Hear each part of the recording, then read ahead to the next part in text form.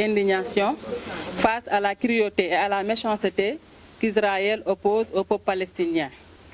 Qui aurait pu croire que la création d'un État juif en terre palestinienne en 1948, à la fin de la Deuxième Guerre mondiale, au moment où les Juifs étaient acculés et persécutés de toutes parts, deviendrait le pire cauchemar du monde musulman.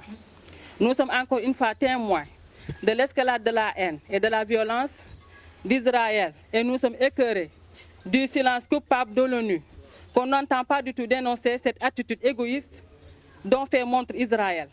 Nous dénonçons également le silence coupable de l'UNICEF, qui était censé protéger tous les enfants du monde, sans distinction. Quelle est sa position face à ces centaines d'enfants palestiniens qui meurent chaque jour et ces autres qui sont emprisonnés et ces autres qui sont chaque jour témoins de la mort de leurs parents et de la destruction de leur foyer?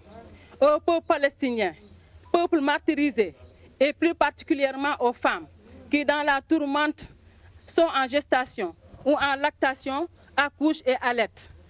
Dans la guerre et dans la tourmente, nous témoignons toute notre compassion et toute notre solidarité. Qu'Allah subhanahu wa ta'ala vous accorde une belle patience et la victoire face à l'oppresseur.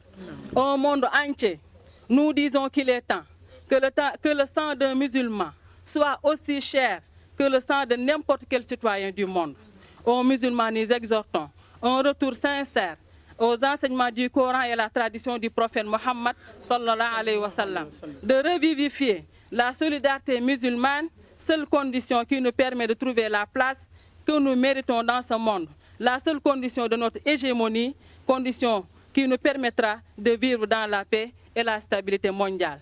Enfin, nous prions Allah subhanahu wa ta'ala de protéger cette terre bénite, terre des prophètes, Ibrahim, Ishaq, Youssouf, Sulayman, Daoud, le lieu vers lequel tous les musulmans, avec le prophète Mohammed sallallahu alayhi wa sallam, se sont dirigés pour faire la prière.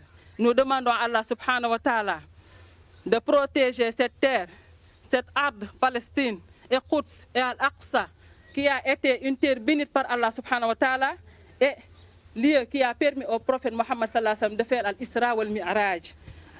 Et pour cela, nous demandons l'appui de tous les musulmans.